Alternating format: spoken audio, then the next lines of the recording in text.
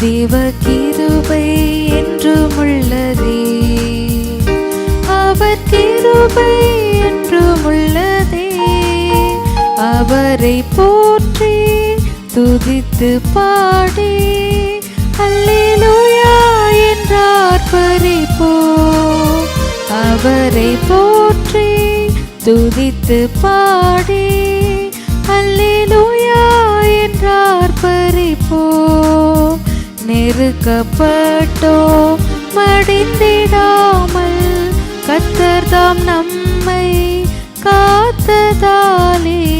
நெருக்கப்பட்டோ மடிந்திடாமல் கர்த்தர் தாம் நம்மை காத்ததாலே. அவர் நல்லவர், அவர் வல்லவர், அவர் கிருபை என்றுமுள்ளதே. அவர் நல்லவர், அவர் வல்லவர், அவர் கிருபை என்றுமுள்ளதே. தேவ கிருபை என்றுமுள்ளதே, அவர் கிருபை என்றுமுள்ளதே. அவரை போற்றி துதித்து பாடி அல்லேலூயா என்றார் பரிபோம். அவரை போற்றி துதித்து பாடி அல்லேலூயா என்றார் பரிபோம்.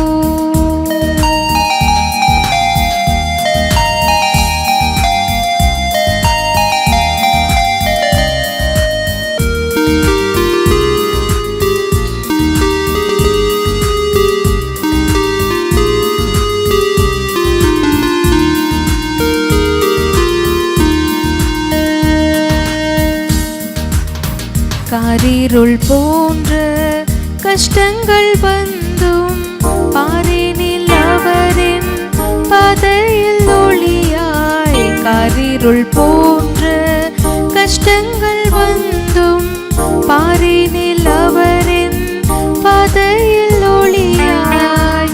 என்னை நடத்தினாரே அவர் நல்லவர், அவர் கிருபை என்றுமுள்ளதே.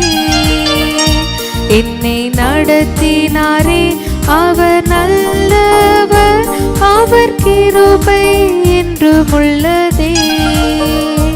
தேவ கிருபை என்றுமுள்ளதே, அவர் கிருபை என்றுமுள்ளதே.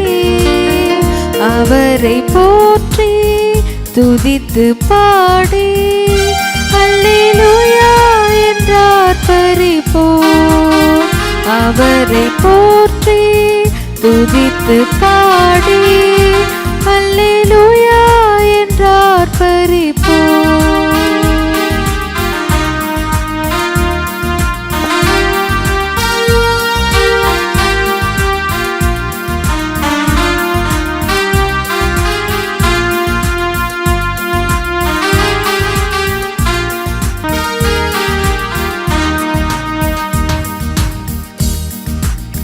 வெள்ளம் போல் நிந்தை மேற்கொள்ள வந்தும் வீரென்னேமியா ஆவியை அளித்தே.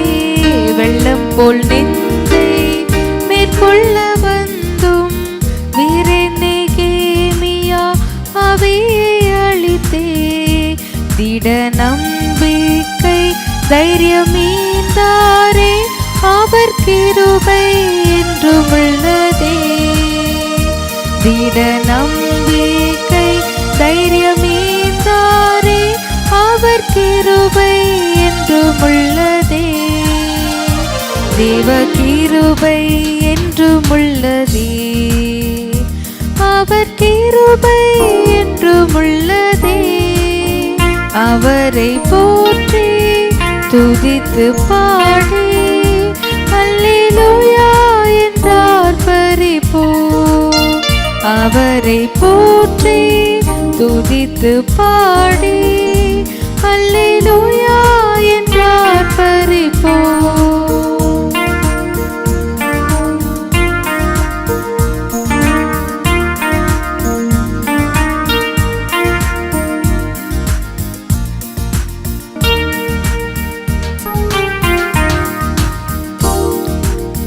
நித்திய தேவனாம் சத்திய பரந்தான் நித்தமும் நம்முடன் இருப்பதாலே. நித்திய தேவனாம் சத்திய பரந்தான் நித்தமும் நம்முடன் இருப்பதாலே. அவர் நல்லவர் என்றும் துதியுங்கள், அவர் கிருபை என்றும் உள்ளதே. அவர் நல்லவர் என்றும் துதியுங்கள், அவர் கிருபை என்றும் உள்ளதே. தேவ கிருபை என்றும் உள்ளதே, அவர் கிருபை என்றும் உள்ளதே. அவரை போற்றி துதித்து பாடி அல்லேலூயா என்றார் பரிபோம். அவரை போற்றி துதித்து பாடி அல்லேலூயா என்றார் பரிபோம். தேவன் ஆசீர்வதிப்பாராக. இந்த வாரத்தில் நாம் தியானிக்க போகிற ஒரு வேத வார்த்தை உள்புறமும் வெளிப்புறமும். உள்புறமும் வெளிப்புறமும். மத்தேயு 23ஆம் அதிகாரத்தில் 25-26 வசனங்களில் வேதபாரகர் மற்றும் பரிசேயரோடு கூட இயேசு பேசும்போது விதமாக சொல்லுவார், போஜன பான பாத்திரங்களின் வெளிப்புறம் சுத்தமாகும்படி அவைகளின் உட்புறத்தையும் சுத்தமாக வைத்திருக்க வேண்டும் என்று. பாருங்கள், அநேக மக்கள் வெளிப்புறம் சுத்தமாக இருக்கணும்னு விரும்புகிறாங்க, உள்புற சுத்தங்க விரும்புகிறது இல்லை. இயேசுவே சொன்னார், வெள்ளையடிக்கப்பட்ட கல்லறை என்று. ஒரு சூழ்நிலையில் அவர் என்ன சொல்வார்னா, பரிசேயரை பார்த்து ரொம்ப பயங்கரமாக சொல்லுவார், நீங்கள் வெள்ளையடிக்கப்பட்ட கல்லறைன்னு சொல்லிக்கிட்டு. கல்லறை வெளியில் பார்த்தா ரொம்ப நல்லா இருக்கும், வெள்ளையடிச்சு பளிச்சுன்னு வச்சுருப்பாங்க. இங்கே பாருங்கள், நம்ம வெள்ளூரில் டோல்கேட்டில் கல்லறைகள்லாம் பளிச்சுன்னு இருக்கும். போய் பார்க்கும்போது உள்ள ஃபுல்லாட்டு அந்த எலும்பும் அந்த சதையும் தான் இருக்கும். அப்போ நம்முடைய வாழ்க்கையில் வெளிப்புறத்தை தான் அநேக மக்கள் பார்க்குறாங்க, உள்புறத்தை பார்க்குறது கிடையாது.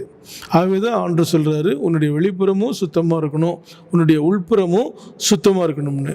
மனுஷன் முகத்தை பார்க்குறான்னு தேவனாய கர்த்தர் என்ன செய்கிறாரு, இருதயத்தை பார்க்குறாரு. இதுக்கு அநேக உதாரணங்கள் உண்டு. பாருங்கள், ஆதியாகமம் 6:14 நோவா கர்த்தர் தனக்கு கட்டளையிட்டபடியே ஒரு பேழையை செஞ்சு முடித்தான். அந்த பேழைக்குள்ளே தான் மழை ஆரம்பிக்கும் போது அவன் என்ன செய்கிறான்னு சொன்னால், சுத்தமான எல்லா மிருகங்களையும் பறவைகளையும் உள்ளே சேர்த்துக்கிட்டான். அவனும் அவனோட மனைவியும் அவனோட பிள்ளைகளும் உள்ளே போயிட்டாங்க. அந்த நோவாவுடைய பேழை உள்புறமும் வெளிப்புறமும் பாருங்க கீழ் பூசப்பட்ட பேழை என்று வேதத்தில் எழுதப்பட்டிருக்கிறது. அந்த ஆதியாகமம் 6:14 தெளிவாக இருக்கும். பேழைக்குள் உள்ளும் புறவுமாக கீழ்ப்பூசு பூசினபடியினாலே கீழ்ப்பூசப்பட்ட பேழைக்குள் இருந்த காரணத்தினால்தான் நோவாவும் அவன் குடும்பமும் அவனோடு இருந்த மிருக ஜீவன்களும் ஜலப்பிரத்தில் பாதுகாக்கப்பட்டார்கள். அதுபோல் 1 ராஜாக்களில் 6ஆம் அதிகாரம் 30ஆம் வசனம், 8ஆம் அதிகாரம் 10-12 வசனத்தை தெளிவாக எழுதப்பட்டிருக்குது. சாலமோன் கட்டிய தேவாலயத்தினுடைய உள்ளும் புறமும் தளவரிசையில் பொன் தகட்டால் மூடப்பட்டிருந்ததாம். அந்த ஆலயத்தினுடைய தளவரிசை உள்ளும் புறமும் பொன் தகட்டால் மூடப்பட்டிருந்தது. உள்ளும் புறமுமாய் பொன் தகட்டால் மூடப்பட்ட அந்த ஆலயத்தின் தளவரிசையில் கூட கர்த்தருடைய மகிமை ஆலயத்தில் நிரப்பின்ற விதத்தில் வாசிக்கின்றோம். உள்ளேயும் வெளியையும் தங்கமூலம் பூசப்பட்ட அந்த தகடு இருந்துதான். ஆகவே கர்த்தருடைய மகிமை ஆலயத்தை அவ்வளோ குயிக்காக நிரப்பியது என்று நம்ம விதத்தில் வாசிக்கின்றோம். அதுபோல் பாருங்கள், உங்களுக்கு தெரியும், ஆதியாகமம் 19:26 லோத்தின் மனைவி. அந்த அம்மா நிச்சயமாக பாருங்கள் ஒரு பரிசுத்தவானுடைய மனைவி தான். லோத் ஒரு நீதிமான் என்ற விதத்தில் எழுதப்பட்டிருக்குது. அந்த அம்மா நிச்சயமாக வெளியில் பார்க்க நல்லதாக இருந்திருப்பாங்க. ஆனால் அதே சமயத்தில் அந்த அம்மாவுக்கு உள்ள பொருளாசையும் பணாசையும் இருந்தபடினால அந்த அம்மா பொருளை திரும்பி பார்த்து உப்பு தூணாக மாறினாள் என்ற விதத்தில் எழுதப்பட்டிருக்குது. அதுபோலவே நீங்கள் நீங்கள் லூக்கா 22:1-6 வரைக்கும் படித்தா உங்களுக்கு தெரியும். 12 சீடர்களில் இயேசுவினுடைய ஒரு சீடன் யூதாஸ் காரியத்து, அவன் தன்னுடைய வாழ்க்கையில் நிச்சயமாகவே பாருங்கள் வெளியில் பணாசை இல்லாமல் நடித்தான். ஆனால் அவனுக்கு உள்ள பணாசை இருந்தது. அந்த பணாசை எல்லா தீமைக்கும் வேறாக போயிடுச்சு. ஆகவே அவனுடைய வாழ்க்கையில் 30 வெள்ளிக்காசுக்காக இயேசுவை காட்டி கொடுத்தான், நாண்டு கொண்டு செத்தான் என்ற விதத்தில் எழுதப்பட்டிருக்குது. இன்றைக்கி அநேக மக்கள் ஒரு மனுஷனுடைய வாழ்க்கையில் அவங்களுடைய வெளிப்புறமான தோற்றத்தை பார்க்குறாங்க. நீங்கள் ஆக்சுவலாகிட்ட ஒரு இன்டர்வியூ எடுக்க போகும்போது என்ன செய்கிறாங்கன்னா, முதல்ல அது அவங்களுடைய தோற்றத்தை பார்க்குறாங்க இல்லைங்களா? சொல்லுவாங்க இல்லைங்களா, first impression is best impression சொல்கிறாங்க. அப்போ அவங்க தோற்றத்தை பார்க்குறாங்க. ஆனால் அவங்களுடைய கெப்பாசிட்டி, அவங்களுடைய உள்ளுணர்வுகள், அவங்க எந்த அளவு அந்த ஸ்தாபனத்துக்காக உழைப்பாங்க அதை பார்க்க மாட்டேங்கிறாங்க. இன்றைக்கி கூட பாருங்கள், எத்தனையோ ஊழியர்கள் வந்திருக்கிறாங்க. இப்போ புதுசு எத்தனையோ ஊழியக்காரிகள் ஊழியம் பார்க்குறாங்க. நான் தப்புன்னு சொல்லலை. ஆனால் அவங்க என்ன செய்கிறாங்கன்னு சொன்னால், இந்த தோற்றத்துக்கு கவர்ச்சிக்கு தான் அவங்க முக்கியத்துவம் கொடுக்குறாங்க. எந்தளவு அவங்க வாயில் அபிஷேகப்பட்ட வார்த்தைகள் வரும்னு நமக்கு தெரிய மாட்டேங்குது. சில ப்ரோக்ராம்ஸ்லாம் பார்க்கும்போது ரொம்ப கஷ்டமாக இருக்குது. பாருங்கள், ஆண்டவர் நிச்சயமாக நம்மளுடைய இருதயத்தை பார்க்குறாரு. சுத்த இருதயம் உள்ள இஸ்ரேலுக்கு ஆண்டவர் நல்லவராக இருக்கிறார் என்ற விதத்தில் எழுதப்பட்டிருக்கிறது. எந்த சூழ்நிலை இருந்தாலும் சரி, உங்களோட வாழ்க்கையில் உள்ளேயும் புறமையும் சுத்தம் வேணும். ஆண்டவர் சொல்கிறாரு, வேதபரர்கள் பரிசேயரை பார்த்து, நீங்கள் செம்பு பாத்திரங்கள் கிண்ணங்கள் எல்லாத்தையும் நீங்கள் நீட்டாக கழுவுறீங்க, தப்பு இல்லை. ஆனால் அதே சமயத்தில் உள்ளே நீங்கள் என்ன செய்யணும், சுத்தமாக இருக்கணும்னு சொல்கிறாரு. உங்களுடைய வாழ்க்கையில் நீங்கள் இயேசுவை பின்பற்றுறீங்க, நீங்கள் ஜலத்தினால பிறந்ததாக சொல்கிறீங்க, அபிஷேகப்பட்டவங்கன்னு சொல்கிறீங்க. ஆனால் எல்லோருடைய வாழ்க்கையில் இன்றைக்கி பிரச்சனைகள் இருக்குது. காரணம் என்ன? இதயத்தில் சுத்தம் கிடையாது, வாழ்க்கையில் சுத்தம் கிடையாது. அடுத்தவங்களுக்காக வாழ்கிறாங்க. நீங்கள் தயவுசெய்து அடுத்தவங்களுக்காக வாழாதீங்க, நீங்கள் ஆண்டவருக்காக வாழுங்க. நீங்கள் ஆண்டவருக்காக வாழும்போது உங்களுடைய இருதயம் சுத்தமாக இருக்கும். காரணம், சுத்தமுள்ள இருதயம்தான் ஆண்டுக்கு பிரியமுள்ள ஒரு இருதயம். இருதயத்தில் சுத்தமுள்ளவர்கள் பாக்கியவர்கள், அவர்கள் தேவனை தரிசிப்பார்கள். இருதயத்தை சுத்தமாக வச்சுக்கோங்க. வெளிப்புற சொத்துக்கு மாத்திரம் நம்ம இம்பார்ட்டன்ஸ் கொடுக்கக்கூடாது. வெளிப்புறமும் சுத்தமாக இருக்கணும். ஆனால் அதே சமயத்தில் உள்புறமும் அதை விட என்ன செய்யணும், சுத்தமாக இருக்கணும். முதல்ல பார்த்தோம் இல்லைங்களா, நோவா அவனுடைய பேழை உள்ளும் புறமும் அவன் தார் பூசியிருந்தான். ஆகவே தான் பாருங்கள், அவன் உள்ளும் புறமும் அந்த நோவுடைய பேழை தார் பூசப்பட்ட காரணத்தினால தான் அது என்ன செஞ்சது, ஜலப்புறத்துலேருந்து தப்பி பிழைச்சது என்று வேதத்தில் அருமையாக ரெக்கார்ட் செய்யப்பட்டிருக்குது. அதுபோல் தான் பாருங்கள், ராஜாக்களுடைய புஸ்தகத்தில் சாலமோன் கட்டிய தேவாலயமும் உள்ளும் புறமும் பொன் தேடினால் வேகப்பட்டிருந்தது என்று வேதத்தில் எழுதப்பட்டிருக்கிறது. அந்த ஆலயத்தில் எல்லாரும் கூடி ஜெபம் பண்ண போது அந்த ஆலயம் முழுதும் தேவனுடைய மகிமையினால் இறங்கியது என்று வேதத்தில் எழுதப்பட்டிருக்குது. அதுபோல் லோத்தின் மனைவி ஆக்சுவலாக பார்க்க பெர்ஃபெக்டாக இருந்திருப்பாங்க. ஆனால் அந்த அம்மாவுடைய இருதயம் உலகத்தினாடி போனபடினால தான் அந்த அம்மா உப்புத்தனாக மாறிட்டாங்க. அவங்களால என்ன செய்ய முடியல, அந்த சோதம் குமரா அந்த அழிவிலிருந்து தப்பி பிழைக்க முடியல. இன்றைக்கு வரைக்கும் அவங்க உப்புத்தனாக இருக்கிறாங்க. அதே போல் தான் பாருங்கள், யூதாஸ் அருமையான ஒரு ஊழியக்காரனா ஆண்டவர் கூட இருந்தார். 3.5 வருஷம் ஊழியம் பார்த்தார். ஆண்டோடைய பிரதானமான கேஷியரே அவர் தான். ஆனால் அவருடைய வாழ்க்கையில் அவர் இதயத்தில் பணாசை இடம் கொடுத்தபடினால தான் பின்மாறி போயிட்டார். இயேசுவை காணிச்சு கொடுத்தாரு, நாண்டு கொண்டு செத்தார் என்ற விதத்தில் எழுதப்பட்டுள்ளது. உங்களுடைய வாழ்க்கையில் எந்த சூழ்நிலை இருந்தாலும் சரி, உள்ளேயும் சுத்தமாக இருக்கணும், வெளியும் சுத்தமாக இருக்கணும். உங்களுடைய சரமும் சுத்தமாக இருக்கணும், உங்களுடைய மனசும் சுத்தமாக இருக்கணும். நீங்கள் எந்த அளவு சுத்தமாக இருக்கிறீங்களோ அந்த உங்களுடைய வாழ்க்கை சுத்தமாக இருக்கும். நிச்சயமாகவே உங்களை பார்க்குறவங்க ஆண்டவராகிய இயேசு கிறிஸ்துவை பார்க்குறாங்க. இந்த வார்த்தையின்படியே தேவன் உங்களை வழிநடத்துவாராக. கர்த்தர் உங்களை ஆசீர்வதிப்பாராக. ஆமென்.